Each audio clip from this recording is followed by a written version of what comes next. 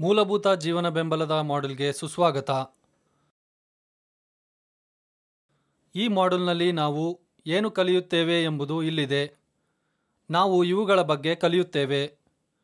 ಮೂಲಭೂತ ಜೀವನ ಬೆಂಬಲ ಅಥವಾ BLSಗೆ ಪರಿಚಯ, ಉಸಿರಾಟದ ವ್ಯವಸ್ಥೆ, ಸೈನೋಸಿಸ್, ಕೃತಕ ವಾತಾಯನ, ವಿದೇಶಿ ದೇಹದ ವಾಯುಮಾರ್ಗ ಅಡಚಣೆ ಅಥವಾ FBAO, ಹೃದಯಾಘಾತದ ಅಪಾಯಕಾರಿ ಅಂಶಗಳು ಮತ್ತು ಕಾರ್ಡಿಯೋಪಲ್ಮನರಿ ಪುನರುಜ್ಜೀವನ ಅಥವಾ CPR. ಸಂತ್ರಸ್ತರಿಗೆ ಮೂಲಭೂತ ಜೀವನ ಬೆಂಬಲವನ್ನು ಒದಗಿಸುವಲ್ಲಿ ಸ್ವಯಂ ಸೇವಕರ ಪಾತ್ರದ ಬಗ್ಗೆಯೂ ನಾವು ಕಲಿಯುತ್ತೇವೆ. ಈ ಮಾಡ್ಯೂಲ್ನ ಅಂತ್ಯದ ವೇಳೆಗೆ ನೀವು ಹೀಗೆ ಮಾಡಬಹುದು: ಭಾಗಶಃ ಅಥವಾ ಸಂಪೂರ್ಣ ಮೇಲ್ಭಾಗದ ಶ್ವಾಸನಾಳದ ಅಡಚಣೆಯ ಕಾರಣಗಳನ್ನು ವಿವರಿಸಿ. ವಿದೇಶಿ ದೇಹದ ವಾಯುಮಾರ್ಗದ ಅಡಚಣೆಯೊಂದಿಗೆ ವಯಸ್ಕರು, ಮಕ್ಕಳು ಮತ್ತು ಶಿಶುಗಳಿಗೆ ಪಾರುಗಾಣಿಕಾ ಉಸಿರಾಟವನ್ನು ಪ್ರದರ್ಶಿಸಿ. ವಯಸ್ಕರು, ಮಕ್ಕಳು ಮತ್ತು ಶಿಶುಗಳಿಗೆ ಕಾರ್ಡಿಯೋಪಲ್ಮನರಿ ಪುನರುಜ್ಜೀವನ ಅಥವಾ CPR ಪ್ರಕ್ರಿಯೆಯನ್ನು ವಿವರಿಸಿ. ವಯಸ್ಕರಿಗೆ 2 ರಕ್ಷಕರು ಕಾರ್ಡಿಯೋಪಲ್ಮನರಿ ಪುನರುಜ್ಜೀವನ ಅಥವಾ CPR ಅನ್ನು ಪ್ರದರ್ಶಿಸಿ ಮತ್ತು ಸ್ವಯಂ ಸೇವಕರ ಪಾತ್ರವನ್ನು ವಿವರಿಸಿ. ಮೂಲಭೂತ ಜೀವನ ಬೆಂಬಲ ಮತ್ತು ಕಾರ್ಡಿಯೋಪಲ್ಮನರಿ ಪುನರುಜ್ಜೀವನವನ್ನು ಮೆದುಳಿನ ಕೋಶಗಳಿಗೆ ಬದಲಾಯಿಸಲಾಗದ ಹಾನಿಗಳಿಂದ ಸಂತ್ರಸ್ತರನ್ನು ಉಳಿಸಲು ನೀಡಲಾಗುತ್ತದೆ. ಮೂಲಭೂತ ಜೀವನ ಬೆಂಬಲ ಮತ್ತು CPR ಎನ್ನುವುದು ತುರ್ತುವೈದ್ಯಕೀಯ ಸೇವೆಗಳು ಅಥವಾ ಸುಧಾರಿತ ಆರೈಕೆಯ ಆಗಮನದವರೆಗೆ ಸಂತ್ರಸ್ತರನ್ನು ಸ್ಥಿರಗೊಳಿಸಲು ಮೊದಲ ಪ್ರತಿಸ್ಪಂದಕರು ಪ್ರಯತ್ನಿಸುವ ಪ್ರಕ್ರಿಯೆಗಳಾಗಿವೆ. BLS ಒಂದು ಮಟ್ಟದ ವೈದ್ಯಕೀಯ ಆರೈಕೆಯಾಗಿದ್ದು, ಇದು ಮಾರಣಾಂತಿಕ ಕಾಯಿಲೆಗಳು ಅಥವಾ ಗಾಯಗಳಿಂದ ಬಳಲುತ್ತಿರುವ ಸಂತ್ರಸ್ತರಿಗೆ ಆಸ್ಪತ್ರೆಯಲ್ಲಿ ಸಂಪೂರ್ಣ ವೈದ್ಯಕೀಯ ಆರೈಕೆಯನ್ನು ನೀಡುವವರೆಗೆ ಒದಗಿಸಲಾಗುತ್ತದೆ. ತುರ್ತುವೈದ್ಯಕೀಯ ತಂತ್ರಜ್ಞರು, ಅರೆವೈದ್ಯರು ಮತ್ತು ಅರ್ಹ ಪ್ರೇಕ್ಷಕರು ಸೇರಿದಂತೆ ತರಬೇತಿ ಪಡೆದ ವೈದ್ಯಕೀಯ ಸಿಬ್ಬಂದಿ ಇದನ್ನು ಒದಗಿಸಬಹುದು. ಮುಂದೆ ನಾವು ಮಾನವರಲ್ಲಿ ಉಸಿರಾಟದ ವ್ಯವಸ್ಥೆಯನ್ನು ಅರ್ಥಮಾಡಿಕೊಳ್ಳೋಣ. ಮಾನವರಲ್ಲಿ ಉಸಿರಾಟದ ವ್ಯವಸ್ಥೆಯು 4 ಘಟಕಗಳಿಂದ ಮಾಡಲ್ಪಟ್ಟಿದೆ. ಅವುಗಳೆಂದರೆ ವಾಯುಮಾರ್ಗ, ಮೇಲಿನ ಮತ್ತು ಕೆಳಗಿನ, ನರಸ್ನಾಯುಕ ವ್ಯವಸ್ಥೆ, ಮೆದುಳಿನಲ್ಲಿರುವ ಉಸಿರಾಟದ ಕೇಂದ್ರ, ಉಸಿರಾಟದ ಸ್ನಾಯುಗಳು ಮತ್ತು ಎರಡನ್ನೂ ಸಂಪರ್ಕಿಸುವ ನರಗಳು. ಅಲ್ವಿಯೋಲಿಗಳು ಕ್ಯಾಪ್ಲರಿಗಳಿಂದ ಆವೃತವಾಗಿವೆ. ಮೆದುಳು, ಥೋರಾಕ್ಸ್ ಮತ್ತು ಡಯಾಫ್ರಾಮ್ನಲ್ಲಿರುವ ಸ್ನಾಯುಗಳಿಗೆ ನರ ಸಂಕೇತಗಳನ್ನು ಕಳುಹಿಸುತ್ತದೆ. ಇದು ನಮಗೆ ಉಸಿರಾಡಲು ಕಾರಣವಾಗುತ್ತದೆ. ಪ್ರತಿ ಉಸಿರೆಳೆತದೊಂದಿಗೆ ಗಾಳಿಯನ್ನು ಶ್ವಾಸಕೋಶದ ಅಲ್ವಿಯೋಲಿಗೆ ಶ್ವಾಸನಾಳದ ಮೂಲಕ ಸಾಗಿಸಲಾಗುತ್ತದೆ. ಅಲ್ಲಿ ಆಮ್ಲಜನಕ ಮತ್ತು ಇಂಗಾಲದ ಡೈಆಕ್ಸೈಡ್ ಅನ್ನು ವಿನಿಮಯ ಮಾಡಲಾಗುತ್ತದೆ. ಉಸಿರಾಟದ ವ್ಯವಸ್ಥೆಯ ಸಂಯೋಜನೆಯಲ್ಲಿ ರಕ್ತಪರಿಚಲನಾ ವ್ಯವಸ್ಥೆಯು ಜೀವನಕ್ಕೆ ಅಗತ್ಯವಾದ ಆಮ್ಲಜನಕವನ್ನು ಪೂರೈಸುತ್ತದೆ ಮತ್ತು ದೇಹದಿಂದ ಇಂಗಾಲದ ಡೈಆಕ್ಸೈಡ್ ಅನ್ನು ತೆಗೆದುಹಾಕುತ್ತದೆ. ವ್ಯಕ್ತಿಯ ಉಸಿರಾಟವನ್ನು ಹೇಗೆ ನಿರ್ಣಯಿಸುವುದು ಎಂದು ನಾವು ಕಲಿಯೋಣ. ಉಸಿರಾಟದ ಉಪಸ್ಥಿತಿಯನ್ನು ನಿರ್ಣಯಿಸುವಲ್ಲಿ ನೀವು ನೋಡಿ, ಆಲಿಸಿ ಮತ್ತು ಅನುಭವಿಸಿ ಅಥವಾ LLF ವಿಧಾನವನ್ನು ಅನುಸರಿಸಬೇಕು. ಈಗ ನಾವು ಸಾಕಷ್ಟು, ಅಸಮರ್ಪಕ ಮತ್ತು ಗೈರು ಹಾಜರಿಯ ಉಸಿರಾಟದ ಬಗ್ಗೆ ಕಲಿಯೋಣ. ಇನ್ನಷ್ಟು ತಿಳಿಯಲು ಪ್ರತಿ ಪ್ರಕಾರವನ್ನು ಕ್ಲಿಕ್ ಮಾಡಿ. ಸಾಕಷ್ಟು ಉಸಿರಾಟ: ಪ್ರತಿ ಉಸಿರಿನೊಂದಿಗೆ ಎದೆ ಮತ್ತು ಹೊಟ್ಟೆಯ ಸರಿಯಾದ ಏರಿಕೆ ಮತ್ತು ಇಳಿಕೆ. ಗಾಳಿಯು ಬಾಯಿ ಅಥವಾ ಮೂಗಿನಿಂದ ಹೊರಬರುವುದನ್ನು ಕೇಳಬಹುದು ಮತ್ತು ಅನುಭವಿಸಬಹುದು. ಉಸಿರಾಟವು ಪ್ರಯತ್ನವಿಲ್ಲದ ಮತ್ತು ಉಸಿರಾಟವು ಸಾಕಷ್ಟು ವೇಗದಲ್ಲಿ ನಡೆಯುತ್ತದೆ. ಅಸಮರ್ಪಕ ಉಸಿರಾಟವು ಇದ್ದಾಗ ಎದೆ ಮತ್ತು ಹೊಟ್ಟೆಯ ಅಸಮರ್ಪಕ ಏರಿಕೆ ಮತ್ತು ಕುಸಿತ. ರೇಲ್ಸ್, ಸ್ಟ್ರೈಡರ್, ಶಿಳ್ಳೆ ಮತ್ತು ಮುಂತಾದವುಗಳೊಂದಿಗೆ ಉಸಿರಾಟವು ಗದ್ದಲದಂತಿರುತ್ತದೆ. ಹೆಚ್ಚಿದ ಉಸಿರಾಟದ ಪ್ರಯತ್ನ. ಸೈನೋಸಿಸ್ ಅಥವಾ ಚರ್ಮದ ನೀಲಿ ಬಣ್ಣ, ಅಸಮರ್ಪಕ ದರ ಮತ್ತು ಬದಲಾದ ಮಾನಸಿಕ ಸ್ಥಿತಿ. ಉಸಿರಾಟವಿಲ್ಲದಿರುವಾಗ ಎದೆ ಅಥವಾ ಕಿಬ್ಬೊಟ್ಟೆಯ ಚಲನೆ ಇರುವುದಿಲ್ಲ. ಗಾಳಿಯು ಬಾಯಿ ಅಥವಾ ಮೂಗಿನಿಂದ ಹೊರಬರುವುದನ್ನು ಕೇಳಲಾಗುವುದಿಲ್ಲ ಮತ್ತು ಅನುಭವಿಸುವುದಿಲ್ಲ. ಮುಂದೆ ಸೈನೋಸಿಸ್ ಎಂದರೇನು ಎಂದು ಅರ್ಥಮಾಡಿಕೊಳ್ಳೋಣ. ಸೈನೋಸಿಸ್ ಎಂಬುದು ರಕ್ತ ಮತ್ತು ಅಂಗಾಂಶಗಳಲ್ಲಿ ಆಮ್ಲಜನಕದ ಕೊರತೆಯಿಂದ ಉಂಟಾಗುವ ಚರ್ಮ ಮತ್ತು ಲೋಳೆಯ ಪೊರೆಗಳ ನೀಲಿ ಬಣ್ಣವಾಗಿದೆ. ಈ ಸ್ಥಿತಿಯು ರೋಗಿಯು ಆಮ್ಲಜನಕದ ಕೊರತೆಯ ವಾತಾವರಣದಲ್ಲಿ ಉಸಿರಾಡುವುದರಿಂದ, ಅನಾರೋಗ್ಯ ಅಥವಾ ಉಸಿರಾಟದ ಗಾಯ ಅಥವಾ ಶ್ವಾಸನಾಳದ ಅಡಚಣೆಯಿಂದ ಬಳಲುತ್ತಿದ್ದಾರೆ. ತುಟಿಗಳು, ಕಿವಿಗಳು, ಮೂಗಿನ ಹೊಳ್ಳೆಗಳು ಮತ್ತು ಉಗುರು ಹಾಸಿಗೆಗಳ ಮೇಲೆ ಸೈನೋಸಿಸ್ ಅನ್ನು ಸುಲಭವಾಗಿ ಗಮನಿಸಬಹುದು. ಹೆಡ್ ಟಿಲ್ಟ್ ಚಿನ್ ಲಿಫ್ಟ್ ಎನ್ನುವುದು ವಾಯುಮಾರ್ಗವನ್ನು ತೆರೆಯುವ ಆಯ್ಕೆಯ ವಿಧಾನವಾಗಿದೆ. ತಲೆ, ಕುತ್ತಿಗೆ ಅಥವಾ ಬೆನ್ನುಮೂಳೆಯ ಗಾಯವನ್ನು ನೀವು ಅನುಮಾನಿಸಿದರೆ ಈ ವಿಧಾನವನ್ನು ಬಳಸಬೇಡಿ. ಈ ಕಾರ್ಯವಿಧಾನವನ್ನು ನೋಡೋಣ. ರೋಗಿಯನ್ನು ಮುಖಾಮುಖಿಯಾಗಿ ಇರಿಸಿ. ರೋಗಿಯ ಭುಜಗಳಿಂದ ತಲೆಯ ಕಡೆಗೆ ಮಂಡಿಯೂರಿ. ಒಂದು ಕೈಯನ್ನು ಹಣೆಯ ಮೇಲೆ ಇರಿಸಿ ಮತ್ತು ರೋಗಿಯ ದವಡೆಯ ಎಲುಬಿನ ಭಾಗದ ಕೆಳಗೆ ನಿಮ್ಮ ಇನ್ನೊಂದು ಕೈಯ ಬೆರಳ ತುದಿಯನ್ನು ಇರಿಸಿ. ಗಲ್ಲವನ್ನು ಮೇಲಕ್ಕೆತ್ತಿ ದವಡೆಯನ್ನು ಬೆಂಬಲಿಸಿ ಮತ್ತು ಅದೇ ಸಮಯದಲ್ಲಿ ತಲೆಯನ್ನು ಸಾಧ್ಯವಾದಷ್ಟು ಹಿಂದಕ್ಕೆ ತಿರುಗಿಸಿ. ಶಿಶುಗಳು ಮತ್ತು ಮಕ್ಕಳಿಗೆ ಅವುಗಳನ್ನು ಸ್ನಿಫಿಂಗ್ ಸ್ಥಾನದಲ್ಲಿ ಇರಿಸಿ. ಅತಿಯಾಗಿ ವಿಸ್ತರಿಸಬೇಡಿ. ಹೆಡ್ ಟಿಲ್ಟ್ ಚಿನ್ ಲಿಫ್ಟ್ ಮಾಡುವಾಗ ನೀವು ತೆಗೆದುಕೊಳ್ಳಬೇಕಾದ ಕೆಲವು ಅಗತ್ಯ ಮುನ್ನೆಚ್ಚರಿಕೆಗಳು ಇಲ್ಲಿವೆ. ರೋಗಿಯ ಬಾಯಿಯನ್ನು ಯಾವಾಗಲೂ ಸ್ವಲ್ಪ ತೆರೆದಿಡಿ.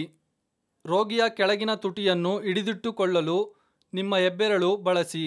ರೋಗಿಯ ಗಲ್ಲದ ಅಡಿಯಲ್ಲಿ ಮೃದು ಅಂಗಾಂಶವನ್ನು ಎಂದಿಗೂ ಅಗೆಯಬೇಡಿ. ಗಾಳಿ ದಾರಿಯನ್ನು ತೆರೆದ ನಂತರ ಉಸಿರಾಟವನ್ನು ಪರಿಶೀಲಿಸಿ. ನೋಡಿ, ಕೇಳಿ ಮತ್ತು ಅನುಭವಿಸಿ. ರೋಗಿಯು ಉಸಿರಾಡದಿದ್ದರೆ ಕೃತಕ ವಾತಾಯನವನ್ನು ಪ್ರಾರಂಭಿಸಿ. ಗಾಳಿಯನ್ನು ನೀಡಲು ಸಾಧ್ಯವಾಗದಿದ್ದರೆ ಶ್ವಾಸನಾಳವು ಅಡಚಣೆಯಾಗಿದೆ ಎಂದು ಊಹಿಸಿ. ಶಂಕಿತ ತಲೆ, ಕುತ್ತಿಗೆ ಅಥವಾ ಬೆನ್ನುಮೂಳೆಯ ಗಾಯದೊಂದಿಗೆ ಪ್ರಜ್ಞಾಹೀನ ರೋಗಿಯ ಮೇಲೆ ಶಿಫಾರಸು ಮಾಡಲಾದ ಏಕೈಕ ಕುಶಲತೆಯ ದವಡೆಯ ಒತ್ತಡವಾಗಿದೆ. ನಾವು ಪ್ರಕ್ರಿಯೆಯನ್ನು ನೋಡೋಣ. ರೋಗಿಯನ್ನು ಮುಖಾಮುಖಿಯಾಗಿ ಇರಿಸಿ. ರೋಗಿಯ ತಲೆಯ ಮೇಲೆ ಮಂಡಿಯೂರಿ. ರೋಗಿಯು ಮಲಗಿರುವ ಮೇಲ್ಮೈಯಲ್ಲಿ ನಿಮ್ಮ ಮೊಣಕೈಯನ್ನು ರೋಗಿಯ ತಲೆಯ ಪಕ್ಕದಲ್ಲಿ ಇರಿಸಿ. ರೋಗಿಯ ತಲೆಯ ಎರಡೂ ಬದಿಗಳಲ್ಲಿ ಎರಡೂ ಕೈಗಳನ್ನು ಇರಿಸಿ. ರೋಗಿಯ ದವಡೆಯ ಕೋನವನ್ನು ಎರಡೂ ಬದಿಗಳಲ್ಲಿ ಗ್ರಹಿಸಿ. ಶಿಶು ಅಥವಾ ಮಗುವಿಗೆ 2-3 ಬೆರಳುಗಳನ್ನು ಬಳಸಿ. ಎರಡೂ ಕೈಗಳಿಂದ ದವಡೆಯನ್ನು ಮುಂದಕ್ಕೆ ಸರಿಸಲು ಎತ್ತುವ ಚಲನೆಯನ್ನು ಬಳಸಿ. ಅಗತ್ಯವಿದ್ದರೆ ನಿಮ್ಮ ಹೆಬ್ಬೆರಳುಗಳನ್ನು ಬಳಸಿ ರೋಗಿಯ ಬಾಯಿಯನ್ನು ಸ್ವಲ್ಪ ತೆರೆದಿಡಿ. ವಾಯುಮಾರ್ಗ ತೆರೆಯದಿದ್ದರೆ ಮರುಪ್ರಯತ್ನಿಸಿ. ಮರುಪರಿಶೀಲನೆ ಮತ್ತು ವಿಫಲವಾದರೆ ವಾಯುಮಾರ್ಗದ ಸಂಯೋಜಕವನ್ನು ಬಳಸುವುದನ್ನು ಪರಿಗಣಿಸಿ. ರೋಗಿಯು ತೆರೆದ ವಾಯುಮಾರ್ಗವನ್ನು ಹೊಂದಿದ ನಂತರ ರೋಗಿಯು ಅಸಮರ್ಪಕವಾಗಿ ಉಸಿರಾಡಲು ಕೃತಕ ವಾತಾಯನವನ್ನು ಒದಗಿಸಿ. ಕೃತಕ ವಾತಾಯನಕ್ಕೆ ಹಲವು ತಂತ್ರಗಳಿವೆ. ನೀವು 3ರಲ್ಲಿ ಸಮರ್ಥರಾಗಿರಬೇಕು. ಶಿಫಾರಸು ಮಾಡಲಾದ ಆದ್ಯತೆಯ ಕ್ರಮ ಕೆಳಗೆ ಪಟ್ಟಿ ಮಾಡಲಾಗಿದೆ. ಬಾಯಿಯಿಂದ ಮುಖವಾಡ, ಬಾಯಿಯಿಂದ ತಡೆಗೋಡೆ ಸಾಧನ ಮತ್ತು ಬಾಯಿಯಿಂದ ಬಾಯಿಗೆ. ಉಸಿರಾಟದ ಪ್ರಮಾಣ ಮತ್ತು ಅವಧಿಯನ್ನು ನೋಡೋಣ. ವಯಸ್ಕರಲ್ಲಿ ನಿಮಿಷಕ್ಕೆ 12ರಿಂದ 20 ಉಸಿರಾಟಗಳು, ಮಕ್ಕಳಲ್ಲಿ ನಿಮಿಷಕ್ಕೆ 15ರಿಂದ 30 ಉಸಿರಾಟಗಳು ಮತ್ತು ಶಿಶುಗಳಲ್ಲಿ ನಿಮಿಷಕ್ಕೆ 25ರಿಂದ 50 ಉಸಿರಾಟಗಳು. ವಯಸ್ಸಿನ ಪ್ರಕಾರ ಉಸಿರಾಟದ ಪ್ರಮಾಣವು ಬದಲಾಗುತ್ತದೆ. ಉಸಿರಾಟದ ದರವನ್ನು ತಿಳಿಯಲು ಪಟ್ಟಿಯನ್ನು ನೋಡಿ. ಸರಿಯಾದ ಎದೆಯ ಏರಿಕೆಯನ್ನು ನೋಡಿ. ಶಿಶುಗಳು ಮತ್ತು ನವಜಾತ ಶಿಶುಗಳೊಂದಿಗೆ ಅತಿಯಾಗಿ ಗಾಳಿಯಾಗದಂತೆ ಬಾಯಿಯಿಂದ ಪಫ್ಗಳನ್ನು ಬಳಸಿ. ರಕ್ಷಕರಿಗೆ ಅಪಾಯಗಳನ್ನು ಚರ್ಚಿಸೋಣ. ರಕ್ತದಿಂದ ಹರಡುವ ಅಥವಾ ಗಾಳಿಯಿಂದ ಹರಡುವ ರೋಗಗಳನ್ನು ಮಾಸ್ಕ್, ಗ್ಲೌಸ್ ಮತ್ತು ನೇತ್ರ ರಕ್ಷಣೆಯ ಕನ್ನಡಕಗಳ ಮೂಲಕ ತಡೆಗಟ್ಟಬಹುದು. ಬ್ಯಾಗ್ ವಾಲ್ ಮಾಸ್ಕ್, BBM ಅಥವಾ ಪಾಕೆಟ್ ಮಾಸ್ಕ್ ಬಳಸಿ. ಕಲುಷಿತ ರೋಗಿಯಿಂದ ಒಡ್ಡಿಕೊಳ್ಳುವುದರಿಂದ ರಾಸಾಯನಿಕಗಳಂತಹ ಅಪಾಯಗಳು ಹರಡುತ್ತವೆ. ರೋಗಿಯನ್ನು ಮೊದಲು ಸೋಂಕುರಹಿತಗೊಳಿಸಬೇಕು. BVM ಮೇಲೆ ಏಕಮುಖ ಕವಾಟವನ್ನು ಬಳಸುವ ಮೂಲಕ ವಾಂತಿಯನ್ನು ತಡೆಯಬಹುದು. ಪಾರುಗಾಣಿಕಾ ಉಸಿರಾಟದ ಸಮಯದಲ್ಲಿ ಗ್ಯಾಸ್ಟ್ರಿಕ್ ಡಿಸ್ಟೆನ್ಷನ್ ಸಮಸ್ಯೆ ಉಂಟಾಗಬಹುದು. ಇದು ರೋಗಿಯ ಹೊಟ್ಟೆಗೆ ಸ್ವಲ್ಪ ಗಾಳಿಯನ್ನು ಒತ್ತಾಯಿಸುತ್ತದೆ. ಇದರಿಂದ ಹೊಟ್ಟೆ ಉಬ್ಬಿಕೊಳ್ಳುತ್ತದೆ. ರೋಗಿಯ ತಲೆಯನ್ನು ಸರಿಯಾಗಿ ಇರಿಸುವ ಮೂಲಕ ಗ್ಯಾಸ್ಟ್ರಿಕ್ ಡಿಸ್ಟೆನ್ಷನ್ ಅನ್ನು ತಪ್ಪಿಸುವ ಮೂಲಕ ಅಥವಾ ಕಡಿಮೆ ಮಾಡುವ ಮೂಲಕ ಮತ್ತು ತುಂಬಾ ಬಲವಾಗಿ ಅಥವಾ ತುಂಬಾ ತ್ವರಿತವಾದ ವಾತಾಯನವನ್ನು ನೀಡುವುದನ್ನು ತಪ್ಪಿಸುವ ಮೂಲಕ ಇದನ್ನು ತಡೆಯಬಹುದು. ಎದೆಯು ಸಮರ್ಪಕವಾಗಿ ಏರಲು ಕಾರಣವಾಗುವ ಪರಿಣಾಮವನ್ನು ಸೀಮಿತಗೊಳಿಸಬೇಕು. ನಾಡಿ ಮತ್ತು ಸಾಕಷ್ಟು ಉಸಿರಾಟ ಹೊಂದಿರುವ ರೋಗಿಗೆ ರೋಗಿಯನ್ನು ಚೇತರಿಕೆಯ ಸ್ಥಾನದಲ್ಲಿ ಇರಿಸಿ. ಈ ಸ್ಥಾನವು ಗುರುತ್ವಾಕರ್ಷಣೆಯನ್ನು ಬಳಸಿಕೊಂಡು ವಾಯುಮಾರ್ಗವನ್ನು ತೆರವುಗೊಳಿಸುತ್ತದೆ. ದ್ರವಗಳು ವಾಯುಮಾರ್ಗಕ್ಕೆ ಹರಿಯುವ ಬದಲು ಬಾಯಿಯಿಂದ ಹೊರಬರಲು ಅನುವು ಮಾಡಿಕೊಡುತ್ತದೆ. ಚೇತರಿಕೆಯ ಸ್ಥಾನವನ್ನು ಸಮರ್ಪಕವಾಗಿ ಉಸಿರಾಡುವ, ಪ್ರತಿಕ್ರಿಯಿಸದ, ಗಾಯಗೊಳ್ಳದ ರೋಗಿಯ ಮೇಲೆ ಬಳಸಬೇಕು. ಸಾರಿಗೆ ಬರುವವರೆಗೆ ರೋಗಿಯನ್ನು ಆ ಸ್ಥಾನದಲ್ಲಿ ಇರಿಸಿ. ಆಘಾತ ಅಥವಾ ಬೆನ್ನುಮೂಳೆಯ ಅಂದರೆ ಗರ್ಭಕಂಠದ ಬೆನ್ನುಮೂಳೆಯ ಗಾಯವನ್ನು ಅನುಮಾನಿಸಿದರೆ ರೋಗಿಯನ್ನು ಚೇತರಿಕೆಯ ಸ್ಥಾನಕ್ಕೆ ಸ್ಥಳಾಂತರಿಸಬೇಡಿ. ಬಾಯಿಯಿಂದ ಮುಖವಾಡ ವಾತಾಯನ ವಿಧಾನವು ರೋಗಿಯ ಮೂಗು ಮತ್ತು ಬಾಯಿಯ ಸುತ್ತ ಮುದ್ರೆಯನ್ನು ರೂಪಿಸಲು ಏಕಮುಖ ಕವಾಟದೊಂದಿಗೆ ಪಾಕೆಟ್ ಫೇಸ್ ಮಾಸ್ಕ್ ಅನ್ನು ಬಳಸುತ್ತದೆ. ಇದು ಆದ್ಯತೆಯ ವಿಧಾನವಾಗಿದೆ ಏಕೆಂದರೆ ಇದು ರೋಗಿಯೊಂದಿಗೆ ನೇರ ಸಂಪರ್ಕವನ್ನು ನಿವಾರಿಸುತ್ತದೆ ಮತ್ತು ಒಡ್ಡಿಕೊಳ್ಳುವುದನ್ನು ತಡೆಯುತ್ತದೆ. ನಾವು ಕಾರ್ಯವಿಧಾನವನ್ನು ನೋಡೋಣ. ರೋಗಿಯ ಬಾಯಿ ಮತ್ತು ಮೂಗಿನ ಮೇಲೆ ಮುಖವಾಡವನ್ನು ಇರಿಸಿ. ಮೂಗಿನ ಮೇಲಿನ ಭಾಗ ಮತ್ತು ಗಲ್ಲದ ಮೇಲೆ ಅಗಲವಾದ ಭಾಗವನ್ನು ಇರಿಸಿ. ಸುರಕ್ಷಿತ ಫಿಟ್ಗಾಗಿ ಮುಖವಾಡವನ್ನು ಅದರ ಅಂಚುಗಳ ಉದ್ದಕ್ಕೂ ದೃಢವಾಗಿ ಮುಚ್ಚಲು ನಿಮ್ಮ ಕೈ ಹಿಮ್ಮಡಿಗಳು ಮತ್ತು ಹೆಬ್ಬೆರಳುಗಳನ್ನು ಬಳಸಿ.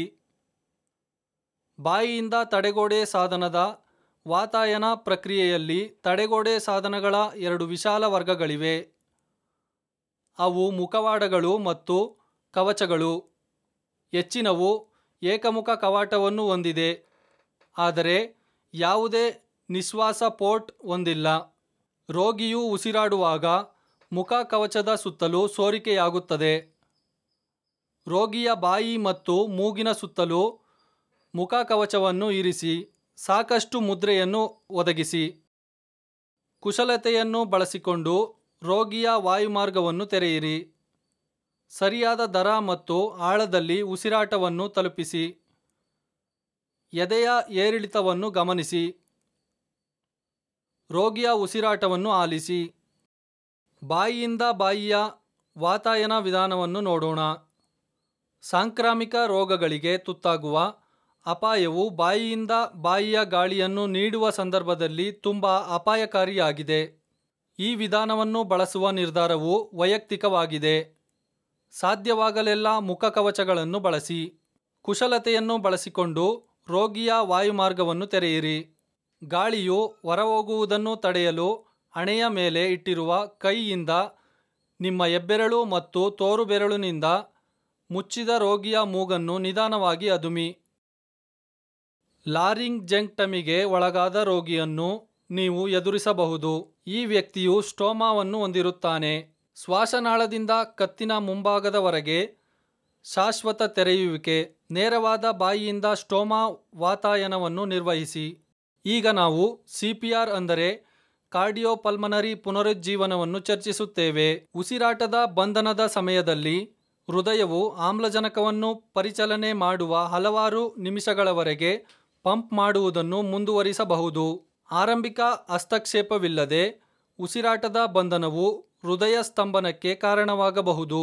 ಒಮ್ಮೆ ಹೃದಯ ಸ್ತಂಭನ ಸಂಭವಿಸಿದಲ್ಲಿ ರಕ್ತ ಪರಿಚಲನೆ ಸ್ಥಗಿತಗೊಳ್ಳುತ್ತದೆ ಮತ್ತು ಪ್ರಮುಖ ಅಂಗಗಳು ಆಮ್ಲಜನಕದಿಂದ ವಂಚಿತವಾಗುತ್ತವೆ. ಉಸಿರಾಟ ಮತ್ತು ಹೃದಯ ಸ್ತಂಭನಗಳು ಒಟ್ಟಿಗೆ ಸಂಭವಿಸಿದಾಗ ರೋಗಿಯನ್ನು ಪ್ರಾಯೋಗಿಕವಾಗಿ ಸತ್ತ ಎಂದು ಪರಿಗಣಿಸಲಾಗುತ್ತದೆ. ರಕ್ತ ಪರಿಚಲನೆ ಇಲ್ಲದೆ 4 ರಿಂದ 6 ನಿಮಿಷಗಳಲ್ಲಿ ಮೆದುಳಿನ ಹಾನಿ ಪ್ರಾರಂಭವಾಗುತ್ತದೆ ಮತ್ತು 8 ರಿಂದ 10 ನಿಮಿಷಗಳ ನಂತರ ಹಾನಿಯನ್ನು ತಡೆಯಲಾಗುವುದಿಲ್ಲ. CPR ವ್ಯಕ್ತಿಯ ಹೃದಯ ಮತ್ತು ಶ್ವಾಸಕೋಶಗಳನ್ನು ಯಾಂತ್ರಿಕವಾಗಿ ಕೆಲಸ ಮಾಡುವ ಮೂಲಕ ವ್ಯಕ್ತಿಯನ್ನು ಪುನರುಜ್ಜೀವನಗೊಳಿಸಲು ಮತ್ತು ಜೈವಿಕ ಸಾವನ್ನು ತಡೆಯಲು ವಿನ್ಯಾಸಗೊಳಿಸಲಾದ ಎದೆಯ ಸಂಕೋಚನ ಮತ್ತು ಕೃತಕ ವಾತಾಯನಗಳ ಸಂಯೋಜನೆಯನ್ನು ಒಳಗೊಂಡಿರುತ್ತದೆ. CPR ಸಾಧ್ಯವಾದಷ್ಟು ಬೇಗ ಪ್ರಾರಂಭವಾಗಬೇಕು ಎಂಬುದು ಗಮನಿಸಿ. CPRಗೆ ತಯಾರಿ ನಡೆಸುವುದನ್ನು ನಾವು ಚರ್ಚಿಸೋಣ. ಸರಿಯಾದ ಮೌಲ್ಯಮಾಪನದಿಂದ ಪುನರುಜ್ಜೀವನದ ಅಗತ್ಯವನ್ನು ಸ್ಥಾಪಿಸುವವರೆಗೆ ಯಾವುದೇ ರೋಗಿಯು CPRಗೆ ಒಳಗಾಗಬಾರದು. CPR ಒದಗಿಸುವ ಮೊದಲು ನೀವು ನಿರ್ಧರಿಸಬೇಕು. ಪ್ರತಿಕ್ರಿಯಿಸದಿರುವುದು, ಉಸಿರಾಟದ ತೊಂದರೆ, ನಾಡಿ ಮಿಡಿತ. CPRಗಾಗಿ ಹಂತಗಳು ಇಲ್ಲಿವೆ. ಇನ್ನಷ್ಟು ತಿಳಿಯಲು ಪ್ರತಿ ಕಾರ್ಡ್ ಅನ್ನು ಕ್ಲಿಕ್ ಮಾಡಿ. ರೋಗಿಯನ್ನು ಕೇಳಿ, ನೀವು ಚೆನ್ನಾಗಿದ್ದೀರಾ? ನಿಮ್ಮ ಹೆಸರೇನು? ಅಥವಾ ರೋಗಿಯನ್ನು ಅಲ್ಲಾಡಿಸಿ ಬಡಿಯಿರಿ. ಪ್ರತಿಕ್ರಿಯಿಸದ ರೋಗಿಯನ್ನು ಸರಿಯಾಗಿ ಇರಿಸಿ. ಒಂದು ದೃಢವಾದ, ಸಮತಟ್ಟಾದ ಮೇಲ್ಮೈಯಲ್ಲಿ ದೇಹದ ಉದ್ದಕ್ಕೂ ತೋಳುಗಳನ್ನು ಹೊಂದಿರುವ ಅಂಗಾತವಾಗಿ ರಕ್ತದ ಹರಿವಿಗೆ ಸಹಕಾರಿಯಾಗುತ್ತದೆ. ಲಭ್ಯವಿದ್ದಾಗ ಸಕ್ರಿಯಗೊಳಿಸಲು ಬೇರೆಯವರಿಗೆ ಕೇಳಿ. ಸಿಎಬಿ ಪರಿಶೀಲಿಸಿ. ಸಿ ಸಂಕೋಚನಗಳನ್ನು ಸೂಚಿಸುತ್ತದೆ. ಸಂತ್ರಸ್ತನ ಎದೆಯ ಮಧ್ಯಭಾಗದಲ್ಲಿ ಗಟ್ಟಿಯಾಗಿ ಮತ್ತು ವೇಗವಾಗಿ ಅದುಮಿ. ಎ ವಾಯುಮಾರ್ಗವನ್ನು ಉಲ್ಲೇಖಿಸುತ್ತದೆ. ಸಂತ್ರಸ್ತನ ತಲೆಯನ್ನು ಹಿಂದಕ್ಕೆ ತಿರುಗಿಸಿ ಮತ್ತು ವಾಯುಮಾರ್ಗವನ್ನು ತೆರೆಯಲು ಗಲ್ಲವನ್ನು ಮೇಲಕ್ಕೆತ್ತಿ. ಬಿ ಉಸಿರಾಟವನ್ನು ಸೂಚಿಸುತ್ತದೆ. ಬಾಯಿಯಿಂದ ಬಾಯಿ ಪಾರುಗಾಣಿಕಾ ಉಸಿರುಗಳನ್ನು ನೀಡಿ. ಆರಂಭಿಕ ಎದೆಯ ಸಂಕೋಚನಗಳು ರಕ್ತ ಪ್ರವಾಹದಲ್ಲಿ ಇನ್ನೂ ಆಮ್ಲಜನಕವನ್ನು ತಕ್ಷಣವೇ ಪ್ರಸಾರ ಮಾಡಬಹುದು. ಅನುಕ್ರಮವನ್ನು ಬದಲಾಯಿಸುವ ಮೂಲಕ ಎದೆಯ ಸಂಕೋಚನವನ್ನು ಬೇಗ ಪ್ರಾರಂಭಿಸಲಾಗುತ್ತದೆ ಮತ್ತು ವಾತಾಯನದಲ್ಲಿ ವಿಳಂಬವು ಕನಿಷ್ಠವಾಗಿರಬೇಕು. ನಾಡಿ ಮಿಡಿತವನ್ನು ಪರಿಶೀಲಿಸಿ. ವಯಸ್ಕ ಮತ್ತು ಮಗುವಿನ ಮೇಲೆ ಶೀರ್ಷ ಧಮನಿಯನ್ನು 5 ರಿಂದ 10 ಸೆಕೆಂಡುಗಳ ಕಾಲ ಪರಿಶೀಲಿಸಿ. ಮಗುವಿನಲ್ಲಿ ತೋಳಿನ ನಾಡಿ ಪರಿಶೀಲಿಸಿ. ನೀವು ಯಾವುದೇ ನಾಡಿ ಮಿಡಿತವನ್ನು ಪತ್ತೆ ಮಾಡದಿದ್ದರೆ ತಕ್ಷಣವೇ CPR ಅನ್ನು ಪ್ರಾರಂಭಿಸಿ. ಉಸಿರಾಟವನ್ನು ನಿರ್ಣಯಿಸಲು ನೋಡಿ, ಆಲಿಸಿ ಮತ್ತು ಅನುಭವಿಸುವ ವಿಧಾನವನ್ನು ಬಳಸಿ. ರೋಗಿಯು ಉಸಿರಾಡದಿದ್ದರೆ 2 ವಾತಾಯನವನ್ನು ಒದಗಿಸಿ. ಶಿಶುಗಳ ಮೇಲೆ ಸಣ್ಣ ಪಫ್ಗಳನ್ನು ಬಳಸಿ. ಎದೆಯ ಸಂಕೋಚನವು ಸ್ಟರ್ನಮ್ನ ಕೆಳಗಿನ ಅರ್ಧದ ಮೇಲೆ ಲಯಬದ್ಧ ಪುನರಾವರ್ತಿತ ಒತ್ತಡವನ್ನು ಒಳಗೊಂಡಿರುತ್ತದೆ. ಎದೆಯ ಸಂಕೋಚನವು ಈ ಕೆಳಗಿನ ಹಂತಗಳನ್ನು ಒಳಗೊಂಡಿದೆ. ರೋಗಿಯನ್ನು ಇರಿಸಿ. ರೋಗಿಯ ಎದೆಯನ್ನು ಬಹಿರಂಗಪಡಿಸಿ. ಸ್ಥಾನದಲ್ಲಿ ಪಡೆಯಿರಿ. ಕ್ಸಿಫಾಯಿಡ್ ಪ್ರಕ್ರಿಯೆಯನ್ನು ಪತ್ತೆ ಮಾಡಿ. ಕಂಪ್ರೆಷನ್ ಸೈಟ್ ಅನ್ನು ಪತ್ತೆ ಮಾಡಿ. ನಿಮ್ಮ ಕೈಗಳನ್ನು ಇರಿಸಿ. ನಿಮ್ಮ ಭುಜಗಳನ್ನು ಇರಿಸಿ ಮತ್ತು ಎದೆಯ ಸಂಕೋಚನಗಳನ್ನು ನಿರ್ವಹಿಸಿ. ಇನ್ನಷ್ಟು ತಿಳಿಯಲು ಪ್ರತಿ ಹಂತವನ್ನು ಕ್ಲಿಕ್ ಮಾಡಿ. ದೃಢವಾದ ಸಮತಟ್ಟಾದ ಮೇಲ್ಮೈಯಲ್ಲಿ ಬದಿಗಳಲ್ಲಿ ತೋಳುಗಳನ್ನು ಹೊಂದಿರುವಂತೆ ಅಂಗಾತವಾಗಿರಬೇಕು. ರೋಗಿಯ ಗೌಪ್ಯತೆಯನ್ನು ಸಾಧ್ಯವಾದಷ್ಟು ಒದಗಿಸುವ ಮೂಲಕ ರೋಗಿಯ ಅಂಗಿ ಅಥವಾ ಕುಪ್ಪಸವನ್ನು ತೆಗೆದುಹಾಕಿ. ನಿಮ್ಮ ಮೊಣಕಾಲುಗಳನ್ನು ನಿಮ್ಮ ಭುಜಗಳಷ್ಟೇ ಅಗಲವಾಗಿ ರೋಗಿಯ ಬದಿಗೆ ಹತ್ತಿರವಾಗಿ ಮಂಡಿಯೂರಿ. ಪಕ್ಕೆಲುಬಿನ ಕೆಳಭಾಗದ ಅಂಚನ್ನು ಗುರುತಿಸಿ. ಕೆಳಗಿನ ಎದೆಯ ಮಧ್ಯದಲ್ಲಿ ಪಕ್ಕೆಲುಬುಗಳು ಸ್ಟರ್ನಮ್ ಅನ್ನು ಸ್ಪಂದಿಸುವ ಹಂತಕ್ಕೆ ಪಕ್ಕೆಲುಬಿನ ಉದ್ದಕ್ಕೂ ನಿಮ್ಮ ಬೆರಳುಗಳನ್ನು ಚಲಾಯಿಸಿ. ಕ್ಸಿಫಾಯಿಡ್ನಿಂದ ಮೇಲಿನ ಎದೆಯ ಕಡೆಗೆ 2 ಬೆರಳಿನ ಅಗಲವನ್ನು ಅಳೆಯಿರಿ. ಇಲ್ಲಿ ನೀವು ನಿಮ್ಮ ಕೈಯ ಹಿಮ್ಮಡಿಯನ್ನು ನೇರವಾಗಿ ಇಡುತ್ತೀರಿ. ನಿಮ್ಮ ಇನ್ನೊಂದು ಕೈಯನ್ನು ಮೊದಲ ಕೈಯ ಮೇಲೆ ಇರಿಸಿ. ನಿಮ್ಮ ಬೆರಳುಗಳನ್ನು ವಿಸ್ತರಿಸಿ ಅಥವಾ ಜೋಡಿಸಿ. ಎದೆಯ ಗೋಡೆಯ ಮೇಲೆ ಅವುಗಳನ್ನು ವಿಶ್ರಾಂತಿ ಮಾಡಬೇಡಿ. ನಿಮ್ಮ ಭುಜಗಳು ನೇರವಾಗಿ ನಿಮ್ಮ ಕೈಗಳ ಮೇಲೆ ಇರಬೇಕು. ನಿಮ್ಮ ತೋಳುಗಳನ್ನು ನೇರವಾಗಿ ಇರಿಸಿ ಮತ್ತು ನಿಮ್ಮ ಮೊಣಕೈಗಳನ್ನು ಲಾಕ್ ಮಾಡಿ. ನಿಮ್ಮ ಭುಜಗಳಿಂದ ನೇರವಾಗಿ ಕೆಳಕ್ಕೆ ತಳ್ಳಿರಿ. ಪ್ರತಿ ಸಂಕುಚನದ ನಂತರ ಸಂಪೂರ್ಣವಾಗಿ ಒತ್ತಡವನ್ನು ಬಿಡುಗಡೆ ಮಾಡಿ. ಆದಾಗ್ಯೂ ನಿಮ್ಮ ಕೈಗಳನ್ನು ಎತ್ತಬೇಡಿ ಅಥವಾ ಚಲಿಸಬೇಡಿ. ಇಲ್ಲವಾದರೆ ನೀವು ಸರಿಯಾದ ಸ್ಥಾನವನ್ನು ಕಳೆದುಕೊಳ್ಳುತ್ತೀರಿ. ನೀವು ಸಂಕೋಚನಗಳನ್ನು ನಿರ್ವಹಿಸುವಾಗ ಎಣಿಸಿ. 8 ವರ್ಷ ಮತ್ತು ಅದಕ್ಕಿಂತ ಹೆಚ್ಚಿನ ವಯಸ್ಕರ CPR ಸಾರಾಂಶ. ಸಂಕೋಚನದ ಆಳ 5 ರಿಂದ 6 ಸೆಂಟಿಮೀಟರ್. ಸಂಕೋಚನದ ದರ ನಿಮಿಷಕ್ಕೆ 100 ರಿಂದ 120. ಪ್ರತಿ ವಾತಾಯನ 4 ರಿಂದ 5 ಸೆಕೆಂಡು. ನಾಡಿ ಸ್ಥಳ ಶೀರ್ಷಧಮನಿ, ಅಪಧಮನಿ. 1 ರಕ್ಷಕ ಸೈಕಲ್. 30 ಸಂಕೋಚನಗಳು, 2 ಉಸಿರಾಟಗಳು. 2 ರಕ್ಷಕ ಸೈಕಲ್. 30 ಸಂಕೋಚನಗಳು, 2 ಉಸಿರಾಟಗಳು. ಶಿಶುಗಳು ಮತ್ತು ಮಕ್ಕಳಿಗೆ CPR ಎದೆಯ ಸಂಕೋಚನಗಳನ್ನು ನೋಡೋಣ. ಶಿಶುಗಳು ಮತ್ತು ಮಕ್ಕಳಿಗೆ ಹೃದಯ ಸ್ತಂಭನವು ಹೃದಯ ಸಮಸ್ಯೆಗಳಿಂದ ವಿರಳವಾಗಿ ಉಂಟಾಗುತ್ತದೆ. ಸಾಮಾನ್ಯವಾಗಿ ಗಾಯಗಳು, ಉಸಿರುಗಟ್ಟುವಿಕೆ, ಹೊಗೆ ಉಸಿರಾಡುವಿಕೆ, ತುಂಬ ಕಡಿಮೆ ಆಮ್ಲಜನಕ, ಹೈಪೋಕ್ಸಿಯಾ ಇತ್ಯಾದಿ ಕಾರಣಗಳಿಂದಾಗಿ. ಈ ಕಾರಣಕ್ಕಾಗಿ ನೀವು EMS ವ್ಯವಸ್ಥೆಯನ್ನು ಸಕ್ರಿಯಗೊಳಿಸುವ ಮೊದಲು ನೀವು ಒಬ್ಬಂಟಿಯಾಗಿದ್ದರೆ 1 ನಿಮಿಷದವರೆಗೆ ಶಿಶು ಮಗುವನ್ನು ಪುನರುಜ್ಜೀವನಗೊಳಿಸಬೇಕು. ಶಿಶುಗಳು ಮತ್ತು ಮಕ್ಕಳಿಗಾಗಿ CPR ಚೆಸ್ಟ್ ಕಂಪ್ರೆಷನ್ಗಳ ಹಂತಗಳನ್ನು ನಾವು ನೋಡೋಣ. ಅವುಗಳೆಂದರೆ: ರೋಗಿಯನ್ನು ಇರಿಸಿ, ರೋಗಿಯ ಎದೆಯನ್ನು ಬಹಿರಂಗಪಡಿಸಿ, ಕಂಪ್ರೆಷನ್ ಸೈಟ್ ಅನ್ನು ಪತ್ತೆ ಮಾಡಿ ಮತ್ತು ಎದೆಯ ಸಂಕೋಚನಗಳನ್ನು ನಿರ್ವಹಿಸಿ. ಪ್ರತಿಯೊಂದು ಹಂತವನ್ನು ವಿವರವಾಗಿ ನೋಡೋಣ. ರೋಗಿಯ ಸ್ಥಾನವು ದೃಢವಾದ ಸಮತಟ್ಟಾದ ಮೇಲ್ಮೈಯಲ್ಲಿ ಅಂಗಾತವಾಗಿರಬೇಕು ಮತ್ತು ಬದಿಗಳಲ್ಲಿ ತೋಳುಗಳನ್ನು ಹೊಂದಿರಬೇಕು. ರೋಗಿಯು ಶಿಶುವಾಗಿದ್ದರೆ ಅವನನ್ನು ಅಥವಾ ಅವಳನ್ನು ನಿಮ್ಮ ಮುಂದೋಳಿನ ಮೇಲೆ ಇರಿಸಿ. ತಲೆಯನ್ನು ಬೆಂಬಲಿಸಲು ನಿಮ್ಮ ಅಂಗೈ ಬಳಸಿ. ರೋಗಿಯ ಅಂಗಿ ಅಥವಾ ಕುಪ್ಪಸವನ್ನು ಹೊರತೆಗೆಯುವ ಮೂಲಕ ರೋಗಿಯ ಎದೆಯನ್ನು ಬಹಿರಂಗಪಡಿಸಿ. ಮಗುವಿನಲ್ಲಿ ವಯಸ್ಕರಂತೆ ಅದೇ ಸ್ಥಳವನ್ನು ಬಳಸಿ. ಶಿಶುಗಳಲ್ಲಿ ಮೊಲೆತೊಟ್ಟುಗಳ ನಡುವಿನ ಕಾಲ್ಪನಿಕ ರೇಖೆಯ ಕೆಳಗೆ 1 ಬೆರಳಿನ ಅಗಲವನ್ನು ಬಳಸಿ.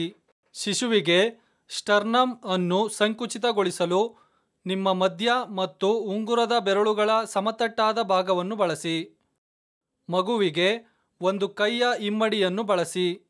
ಪ್ರತಿ ಸಂಕೋಚನದ ನಂತರ ಸಂಪೂರ್ಣವಾಗಿ ಒತ್ತಡವನ್ನು ಬಿಡುಗಡೆ ಮಾಡಿ. ಆದಾಗ್ಯೂ ನಿಮ್ಮ ಕೈಗಳನ್ನು ಎತ್ತಬೇಡಿ ಅಥವಾ ಚಲಿಸಬೇಡಿ, ಇಲ್ಲದಿದ್ದರೆ ನೀವು ಸರಿಯಾದ ಸ್ಥಾನವನ್ನು ಕಳೆದುಕೊಳ್ಳುತ್ತೀರಿ. ನೀವು ಸಂಕೋಚನಗಳನ್ನು ನಿರ್ವಹಿಸುವಾಗ ಎಣಿಸಿ. ಮಕ್ಕಳ CPR ಸಾರಾಂಶ: 1 ರಿಂದ 8 ವರ್ಷ ವಯಸ್ಸಿನವರು, ಅಮೆರಿಕನ್ ಹಾರ್ಟ್ ಅಸೋಸಿಯೇಷನ್. ಸಂಕೋಚನದ ಆಳ 4 ರಿಂದ 5 ಸೆಂಟಿಮೀಟರ್, 3 ರಿಂದ 1.5 ಒಟ್ಟು ಎದೆಯ ಆಳ.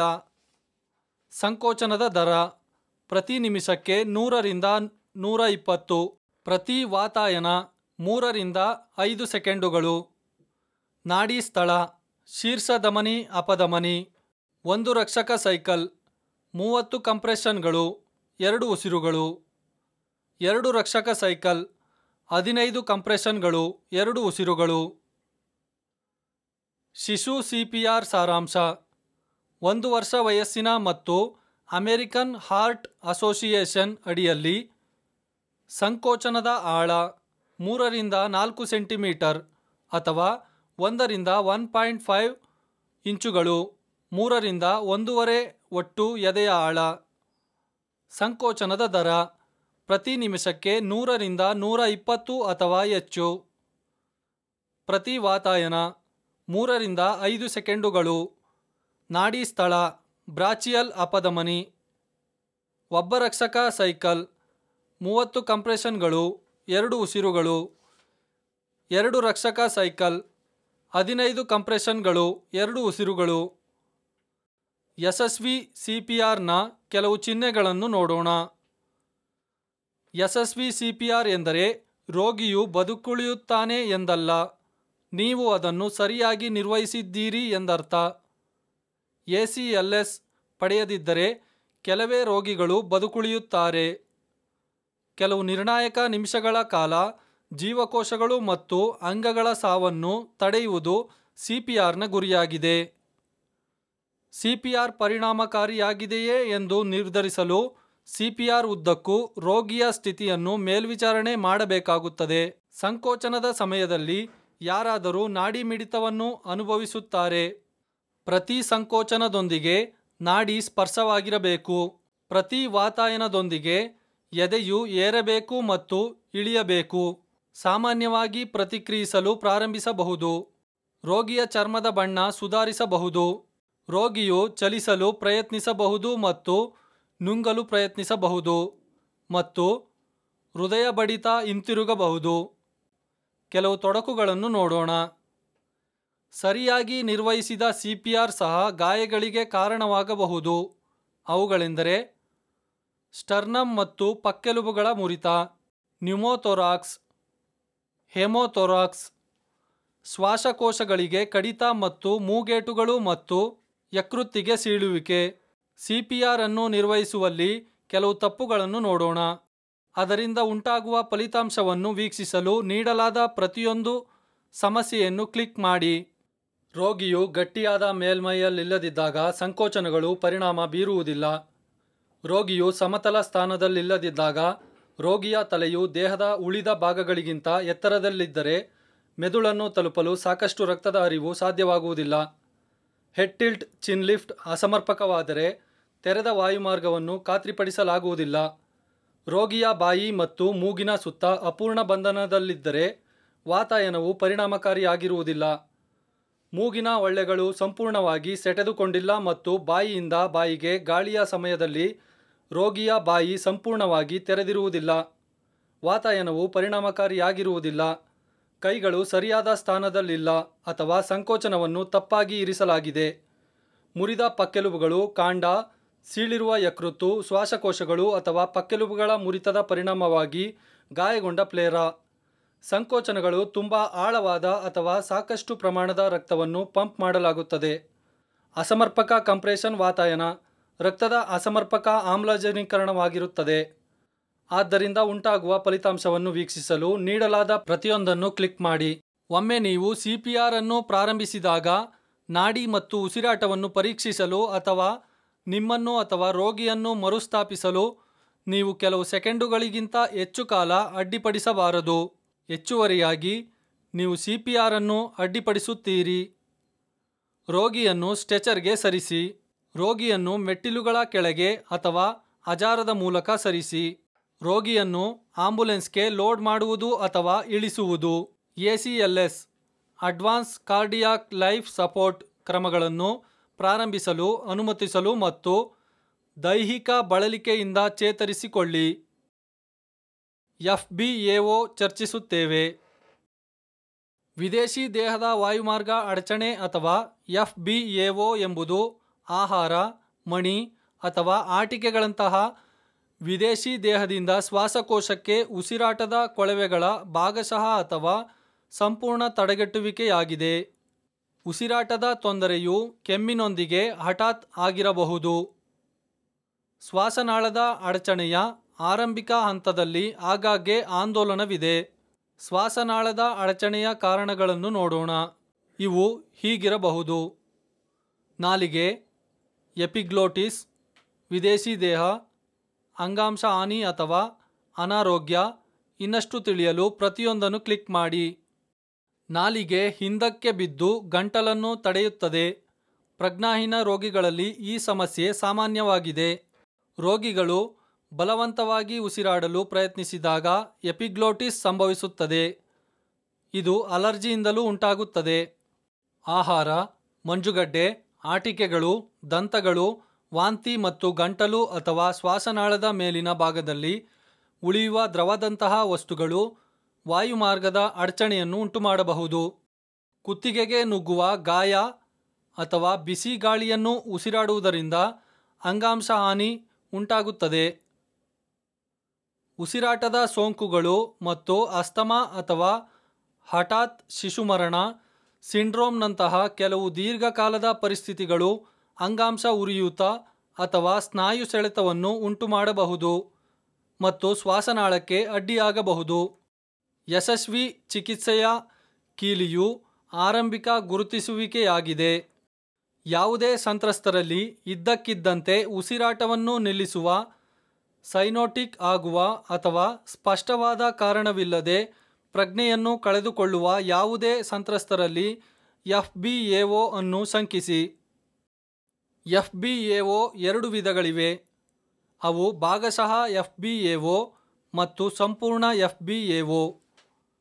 ಅದರ ಬಗ್ಗೆ ಇನ್ನಷ್ಟು ತಿಳಿದುಕೊಳ್ಳಲು ಪ್ರತಿಯೊಂದನ್ನು ಕ್ಲಿಕ್ ಮಾಡಿ.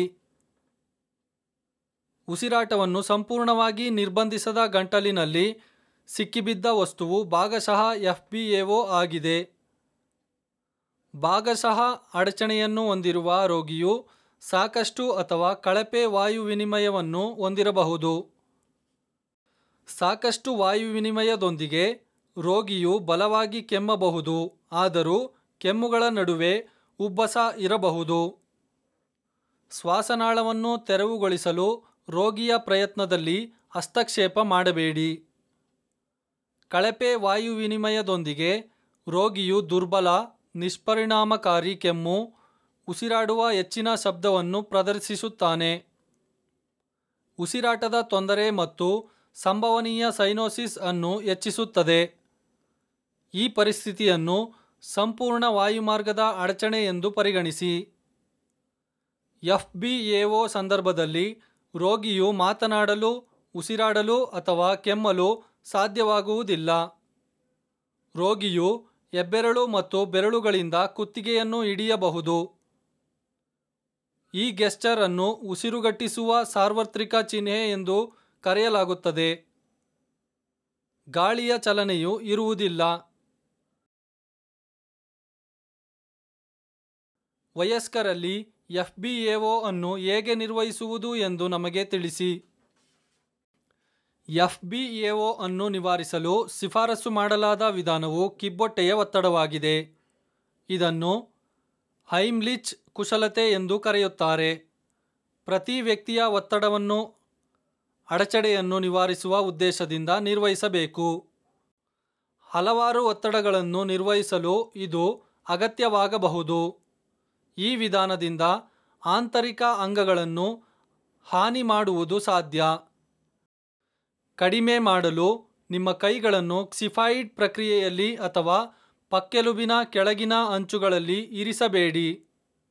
ನಿಮ್ಮ ಕೈಗಳು ಈ ಪ್ರದೇಶದ ಕೆಳಗೆ, ಆದರೆ ಒಕ್ಕಳಿನ ಮೇಲಿರಬೇಕು. ಮಕ್ಕಳಲ್ಲಿ FBAO ಅನ್ನು ಹೇಗೆ ನಿರ್ವಹಿಸುವುದು ಎಂದು ನಮಗೆ ತಿಳಿಸಿ. ವಯಸ್ಕರಿಗೆ ನೀವು ನಿರ್ವಹಿಸುವ ರೀತಿಯಲ್ಲಿಯೇ ಮಕ್ಕಳಲ್ಲಿ ಸಂಪೂರ್ಣ ಶ್ವಾಸನಾಳದ ಅಡಚಣೆಯನ್ನು ನಿರ್ವಹಿಸಿ. ಆದಾಗ್ಯೂ 1 ರಿಂದ 8 ವರ್ಷ ವಯಸ್ಸಿನ ಮಕ್ಕಳಲ್ಲಿ ಮತ್ತು ಶಿಶುಗಳಲ್ಲಿ ನೀವು ಕುರುಡು ಬೆರಳನ್ನು ಎಂದಿಗೂ ಬಳಸಬಾರದು. ಮಕ್ಕಳಲ್ಲಿ ವಾಯುಮಾರ್ಗದ ಅಡಚಣೆಯು ಸೋಂಕುಗಳಿಂದ ಉಂಟಾಗಬಹುದು. ಉದಾಹರಣೆಗೆ ಎಪಿಗ್ಲೋಟಿಸ್ ಅಥವಾ ಕ್ರೂಪ್. ಇದು ಶ್ವಾಸನಾಳದ ಎಡಿಮಾವನ್ನು ಉಂಟುಮಾಡುತ್ತದೆ. ಶಿಶು ಅಥವಾ ಮಗುವಿಗೆ ದಟ್ಟಣೆ, ಒರಟುತನ ಅಥವಾ ಜೊಲ್ಲು ಸುರಿಸುವಿಕೆಯೊಂದಿಗೆ ಜ್ವರವಿದ್ದರೆ ಈ ಸ್ಥಿತಿಯನ್ನು ಅನುಮಾನಿಸಿ. ಈ ಯಾವುದೇ ಪರಿಸ್ಥಿತಿಗಳೊಂದಿಗೆ ರೋಗಿಯನ್ನು ತುರ್ತು ಸೌಲಭ್ಯಕ್ಕೆ ಸಾಗಿಸಬೇಕು.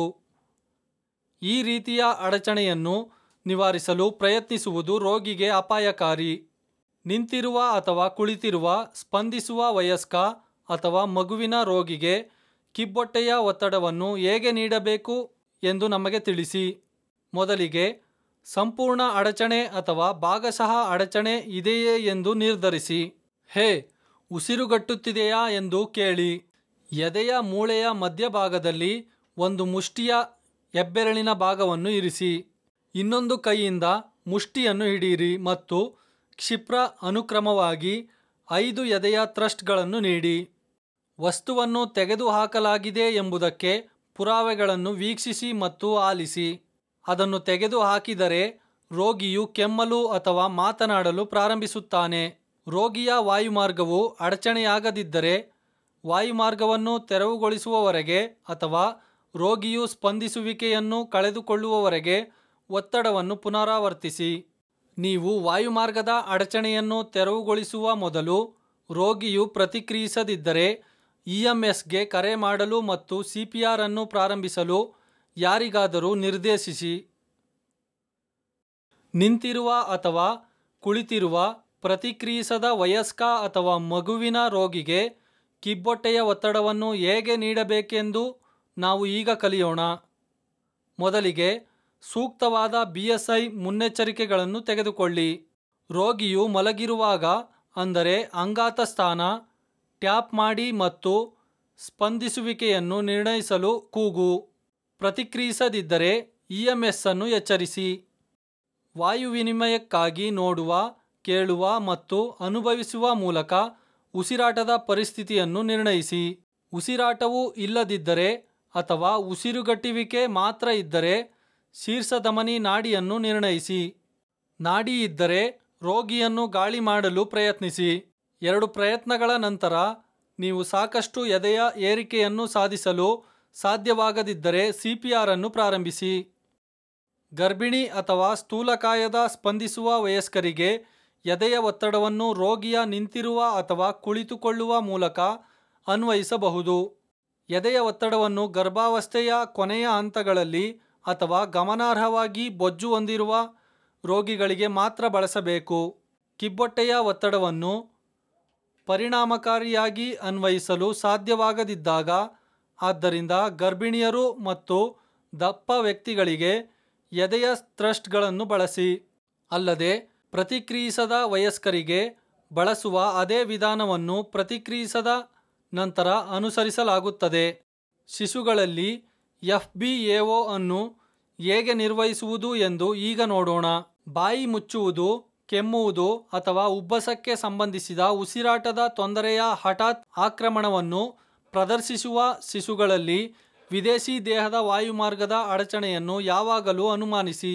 ಇನ್ನಷ್ಟು ತಿಳಿಯಲು ಪ್ರತಿ ಟ್ಯಾಬ್ ಅನ್ನು ಕ್ಲಿಕ್ ಮಾಡಿ. ಕಳಪೆ ವಾಯು ವಿನಿಮಯದೊಂದಿಗೆ ಶಿಶು ಸಂಪೂರ್ಣ ಅಡಚಣೆ ಅಥವಾ ಭಾಗಶಃ ಅಡಚಣೆಯನ್ನು ಹೊಂದಿದ್ದರೆ ಮಾತ್ರ ಈ ಕೆಳಗಿನ ವಿಧಾನವನ್ನು ನಿರ್ವಹಿಸಿ ಮತ್ತು ನೀವು ವಿದೇಶಿ ವಸ್ತುವನ್ನು ಅನುಮಾನಿಸಿದರೆ ಮಾತ್ರ.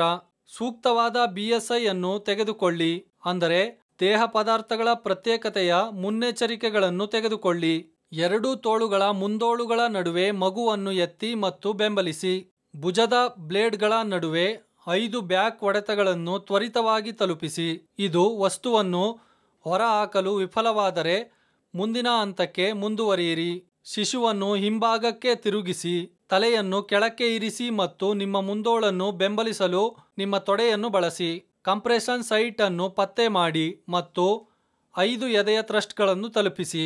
ವಸ್ತುವನ್ನು ಹೊರಹಾಕುವವರೆಗೆ ಅಥವಾ ಶಿಶುವು ಸ್ಪಂದಿಸುವ ಸಾಮರ್ಥ್ಯವನ್ನು ಕಳೆದುಕೊಳ್ಳುವವರೆಗೆ ಬೆನ್ನು ಚಪ್ಪರಗಳು ಮತ್ತು ಎದೆಯ ಥ್ರಸ್ಟ್ಗಳ ಈ ಅನುಕ್ರಮವನ್ನು ಮುಂದುವರಿಸಿ. ನೀವು ವಸ್ತುವನ್ನು ಹೊರಹಾಕುವ ಮೊದಲು ಶಿಶು ಪ್ರತಿಕ್ರಿಯಿಸದಿದ್ದರೆ CPR ಅನ್ನು ಪ್ರಾರಂಭಿಸಿ. ಪ್ರತಿಕ್ರಿಯಿಸದ ಶಿಶುಗಳ ಸಂದರ್ಭದಲ್ಲಿ ಸೂಕ್ತ BSI ಮುನ್ನೆಚ್ಚರಿಕೆಗಳನ್ನು ತೆಗೆದುಕೊಳ್ಳಿ. ಶಿಶುವು ಪ್ರತಿಕ್ರಿಯಿಸದಿದ್ದರೆ ಮತ್ತು ಉಸಿರಾಟವು ಗೈರು ಹಾಜರಾಗಿದ್ದರೆ ಅಥವಾ ಕೇವಲ ಉಸಿರುಗಟ್ಟುವಿಕೆ ಇದ್ದರೆ EMSಗೆ ಎಚ್ಚರಿಕೆ ನೀಡಿ. ಯಾವುದೇ ನಾಡಿ ಇಲ್ಲದಿದ್ದರೆ ಎದೆಯ ಸಂಕೋಚನದೊಂದಿಗೆ CPR ಅನ್ನು ಪ್ರಾರಂಭಿಸಿ. ನಾಡಿ ಇದ್ದರೆ ಗಾಳಿ ಮಾಡಲು ಪ್ರಯತ್ನಿಸಿ. 2 ಪ್ರಯತ್ನಗಳ ನಂತರ ನೀವು ಸಾಕಷ್ಟು ಎದೆಯ ಏರಿಕೆಯನ್ನು ಸಾಧಿಸಲು ಸಾಧ್ಯವಾಗದಿದ್ದರೆ CPR ಅನ್ನು ಪ್ರಾರಂಭಿಸಿ. ಬದುಕುಳಿಯುವಿಕೆಯ ಸರಪಳಿಯು ಎಲ್ಲ ಲಿಂಕ್ಗಳನ್ನು ಒಟ್ಟುಗೂಡಿಸಿದ ನಂತರ ರೋಗಿಯ ಬದುಕುಳಿಯುವ ಅವಕಾಶವನ್ನು ಹೆಚ್ಚಿಸುವ ಲಿಂಕ್ಗಳನ್ನು ಸೂಚಿಸುತ್ತದೆ. ಕಾರ್ಡಿಯೋಪಲ್ಮನರಿ ಪುನರುಜ್ಜೀವನ ಅಥವಾ CPR ಹೃದಯ ಸ್ತಂಭನದಲ್ಲಿ ಬಲಿಯಾದವರ ಜೀವಗಳನ್ನು ಉಳಿಸಬಹುದು. ಹೃದಯಾಘಾತದ ಸಂತ್ರಸ್ತರಲ್ಲಿ 2/3 ಹೃದಯ ಕಾಯಿಲೆಯಿಂದಾಗಿ ಆಸ್ಪತ್ರೆಯ ಹೊರಗೆ ಸಾಯುತ್ತಾರೆ. ರೋಗ ಲಕ್ಷಣಗಳು ಪ್ರಾರಂಭವಾದ 2 ಗಂಟೆಗಳಲ್ಲಿ ಹೆಚ್ಚು.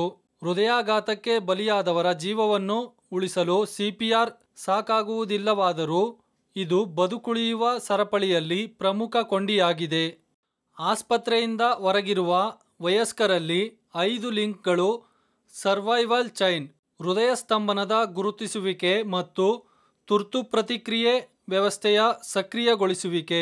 ಎದೆಯ ಸಂಕೋಚನದ ಮೇಲೆ ಒತ್ತು ನೀಡುವ ಆರಂಭಿಕ CPR, ಕ್ಷಿಪ್ರ ಡಿಫಿಬ್ರಿಲೇಷನ್, ಮೂಲಭೂತ ಮತ್ತು ಸುಧಾರಿತ ತುರ್ತು ವೈದ್ಯಕೀಯ ಸೇವೆಗಳು, ಸುಧಾರಿತ ಜೀವನ ಬೆಂಬಲ ಮತ್ತು ನಂತರದ ಹೃದಯ ಸ್ತಂಭನ ಆರೈಕೆ.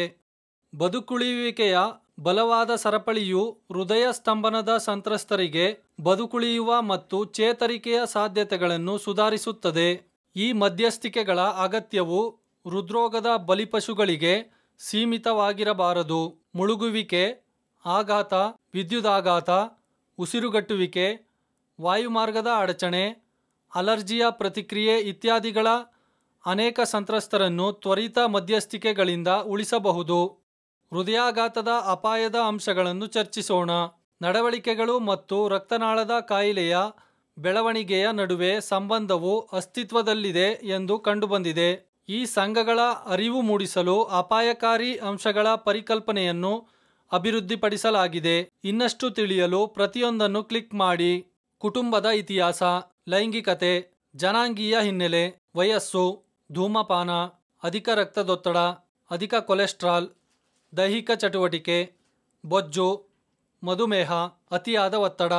ಅಪಾಯಕಾರಿ ಅಂಶಗಳ ಹರಡುವಿಕೆ ಹೆಚ್ಚಾದಷ್ಟು ಹೃದ್ರೋಗ ಅಥವಾ ಇತರ ರಕ್ತನಾಳಗಳ ಕಾಯಿಲೆಯ ಸಾಧ್ಯತೆ ಹೆಚ್ಚು. ನಾವು ಹೃದಯ ಮತ್ತು ಶ್ವಾಸಕೋಶದ ಕಾರ್ಯ ಮತ್ತು ಅಂಗರಚನಾಶಾಸ್ತ್ರವನ್ನು ಚರ್ಚಿಸೋಣ. ಹೃದಯ ರಕ್ತನಾಳದ ವ್ಯವಸ್ಥೆಯು ಹೃದಯ, ರಕ್ತ, ಅಪಧಮನಿಗಳು, ಕ್ಯಾಪಿಲರಿಗಳು ಮತ್ತು ರಕ್ತನಾಳಗಳನ್ನು ಒಳಗೊಂಡಿದೆ. ಹೃದಯವು ಸ್ನಾಯುವಿನ ಅಂಗವಾಗಿದೆ. ಸರಿಸುಮಾರು ಮುಷ್ಟಿಯ ಗಾತ್ರ ಮತ್ತು ಎದೆಗೂಡಿನ ಹಿಂಭಾಗದಲ್ಲಿ ಎದೆಗೂಡಿನ ಮತ್ತು ಶ್ವಾಸಕೋಶದ ನಡುವೆ ಇದೆ. ಪರಿಧಮನೀಯ ಅಪಧಮನಿಗಳು ಹೃದಯ ಸ್ನಾಯುಗಳಿಗೆ ರಕ್ತವನ್ನು ಪೂರೈಸುವ ವಿಶೇಷ ಅಪಧಮನಿಗಳಾಗಿವೆ. ಹೃದಯವು ರಕ್ತವನ್ನು ಪಂಪ್ ಮಾಡುತ್ತದೆ, ಶ್ವಾಸಕೋಶದಿಂದ ಆಮ್ಲಜನಕಯುಕ್ತ ರಕ್ತವನ್ನು ಸ್ವೀಕರಿಸುತ್ತದೆ ಮತ್ತು ಅಪಧಮನಿಗಳ ಮೂಲಕ ದೇಹಕ್ಕೆ ಕಳುಹಿಸುತ್ತದೆ. ಇದು ರಕ್ತನಾಳಗಳಿಂದ ಆಮ್ಲಜನಕ ರಹಿತ ರಕ್ತವನ್ನು ಸಹ ಪಡೆಯುತ್ತದೆ. ಆಮ್ಲಜನಕವನ್ನು ಶ್ವಾಸಕೋಶಕ್ಕೆ ಪಂಪ್ ಮಾಡುತ್ತದೆ. ಏಕಮುಖ ಕವಾಟಗಳು ರಕ್ತದ ಹರಿವಿನ ದಿಕ್ಕನ್ನು ನಿರ್ವಹಿಸುತ್ತವೆ ಮತ್ತು ಹಿಮ್ಮುಖ ಹರಿವನ್ನು ತಡೆಯುತ್ತವೆ. ಕ್ಲಿನಿಕಲ್ ಮತ್ತು ಜೈವಿಕ ಸಾವಿನ ಬಗ್ಗೆ ತಿಳಿಯೋಣ. ಉಸಿರಾಟ ಮತ್ತು ರಕ್ತ ಪರಿಚಲನಾ ವ್ಯವಸ್ಥೆಯು ಪರಸ್ಪರ ಅವಲಂಬಿತವಾಗಿದೆ. ಒಂದನ್ನು ನಿಲ್ಲಿಸಿದರೆ ಇನ್ನೊಂದು ಅತಿ ಕಡಿಮೆ ಸಮಯದಲ್ಲಿ ಅದೇ ರೀತಿ ಮಾಡುತ್ತದೆ. ಆಮ್ಲಜನಕದ ಕೊರತೆಯ ಪರಿಣಾಮಗಳನ್ನು ಅನುಭವಿಸುವ ಮೊದಲ ಅಂಗವೆಂದರೆ ಮೆದುಳು. ಆಮ್ಲಜನಕದ ಪೂರೈಕೆಯನ್ನು ಕಡಿತಗೊಳಿಸಿದ ಸ್ವಲ್ಪ ಸಮಯದ ನಂತರ ಮೆದುಳಿನ ಜೀವಕೋಶಗಳು ಸಾಯಲು ಪ್ರಾರಂಭಿಸುತ್ತವೆ. ಇದು ಬದಲಾಯಿಸಲಾಗದ ಹಾನಿಯನ್ನು ಉಂಟುಮಾಡುತ್ತದೆ. ರೋಗಿಯು ಉಸಿರಾಟದ ಬಂಧನದಲ್ಲಿದ್ದಾಗ ಉಸಿರಾಡುತ್ತಿಲ್ಲ ಅಥವಾ ಹೃದಯ ಸ್ತಂಭನದಲ್ಲಿ ಹೃದಯವು ಬಡಿಯುತ್ತಿಲ್ಲ, ಕ್ಲಿನಿಕಲ್ ಸಾವು ಸಂಭವಿಸುತ್ತದೆ. ಮೆದುಳಿಗೆ ಹಾನಿಯಾಗದಂತೆ ಪುನರುಜ್ಜೀವನಗೊಳ್ಳಲು ರೋಗಿಯು 4 ರಿಂದ 6 ನಿಮಿಷಗಳ ಅವಧಿಯನ್ನು ಹೊಂದಿರುತ್ತಾನೆ. ಕ್ಲಿನಿಕಲ್ ಡೆತ್ ಅನ್ನು ಹಿಂತಿರುಗಿಸಬಹುದು. ಮೆದುಳಿನ ಜೀವಕೋಶಗಳು ಸಾಯಲು ಪ್ರಾರಂಭಿಸಿದಾಗ ಜೈವಿಕ ಸಾವು ಸಂಭವಿಸುತ್ತದೆ. ಜೈವಿಕ ಸಾವನ್ನು ಹಿಂತಿರುಗಿಸಲಾಗುವುದಿಲ್ಲ. ಒಂದು ಅಪವಾದವೆಂದರೆ ತಣ್ಣೀರು ಮುಳುಗುವಿಕೆ. ತಣ್ಣೀರು ಮುಳುಗಿದ ನಂತರ 1 ಗಂಟೆ ಅಥವಾ ಅರ್ಧಕ್ಕಿಂತ ಹೆಚ್ಚು ಸಮಯದ ನಂತರ ಪುನರುಜ್ಜೀವನಗೊಂಡ ವ್ಯಕ್ತಿಗಳ ಪ್ರಕರಣಗಳಿವೆ. ತಂಪಾದ ವಾತಾವರಣದಲ್ಲಿ ಸಂತ್ರಸ್ತರ ದೇಹವು ಬೆಚ್ಚಗಾಗುವವರೆಗೆ ವ್ಯಕ್ತಿಯನ್ನು ಸತ್ತ ಎಂದು ಪರಿಗಣಿಸಬಾರದು. ಕೆಲವು ಸಾವಿನ ಚಿಹ್ನೆಗಳನ್ನು ಚರ್ಚಿಸೋಣ.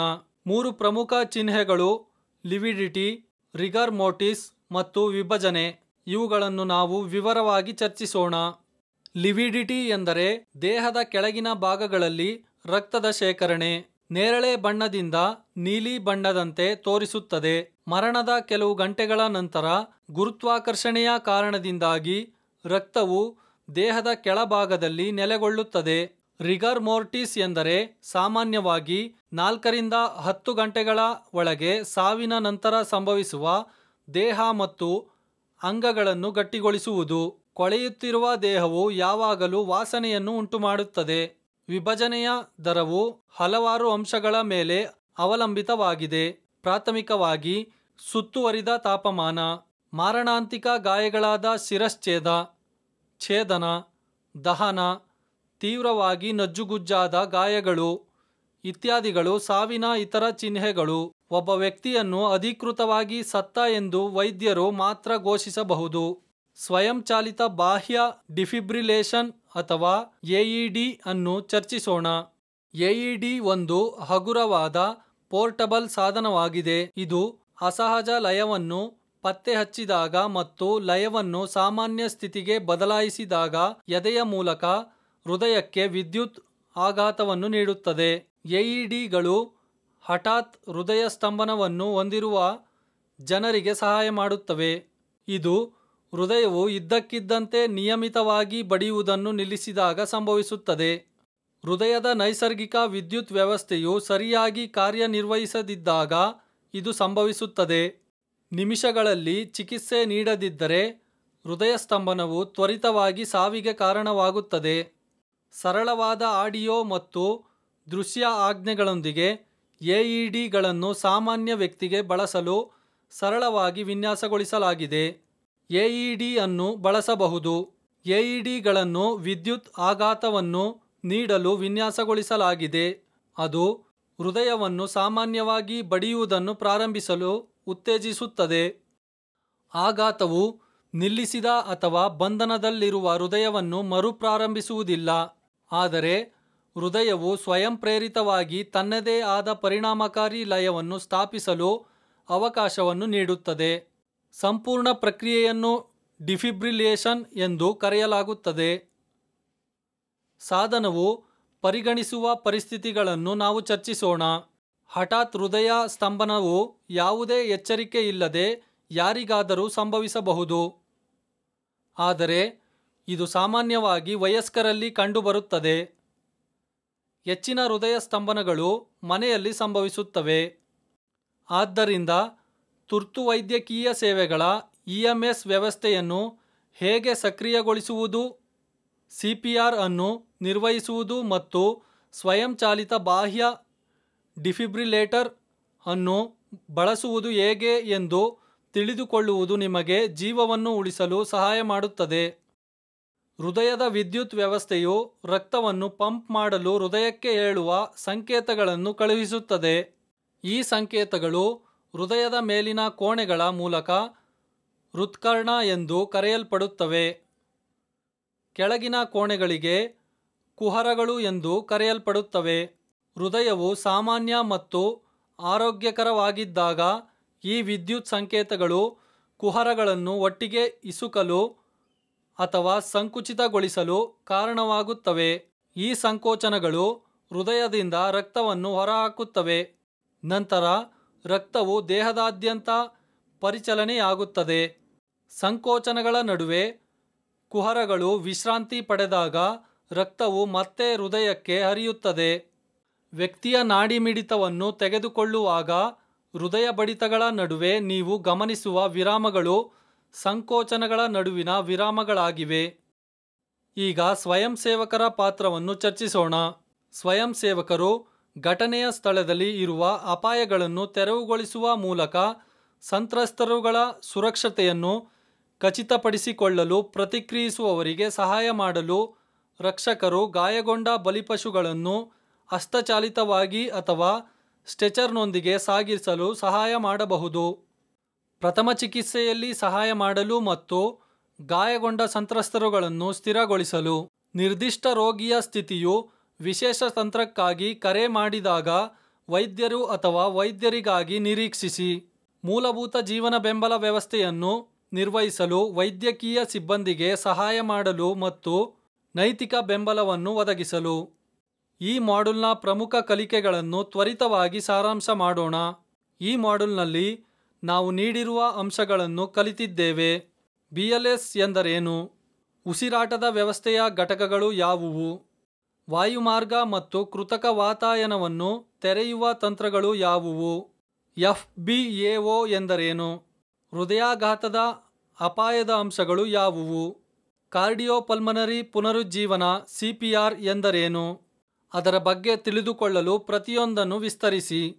ಬಿಎಲ್ಎಸ್ ಎಂದರೆ ಬೇಸಿಕ್ ಲೈಫ್ ಸಪೋರ್ಟ್ ಮತ್ತು ಸಿಪಿಆರ್ ಎಂದರೆ ಹೃದಯ ಶ್ವಾಸಕೋಶದ ಪುನರುಜ್ಜೀವನ, ಅಂದರೆ ಮೆದುಳಿನ ಕೋಶಗಳಿಗೆ ಬದಲಾಯಿಸಲಾಗದ ಹಾನಿಯಿಂದ ಸಂತ್ರಸ್ತರನ್ನು ಉಳಿಸಲು ಮೆದುಳಿನ ಕೋಶಗಳನ್ನು ಬದುಕಲು. ಬಿಎಲ್ಎಸ್ ಒಂದು ಮಟ್ಟದ ವೈದ್ಯಕೀಯ ಆರೈಕೆಯಾಗಿದ್ದು, ಅವರು ಆಸ್ಪತ್ರೆಯಲ್ಲಿ ಸಂಪೂರ್ಣ ವೈದ್ಯಕೀಯ ಆರೈಕೆಯನ್ನು ನೀಡುವವರೆಗೆ ಮಾರಣಾಂತಿಕ ಕಾಯಿಲೆಗಳು ಅಥವಾ ಗಾಯಗಳಿಗೆ ಬಲಿಯಾದವರಿಗೆ ಬಳಸಲಾಗುತ್ತದೆ.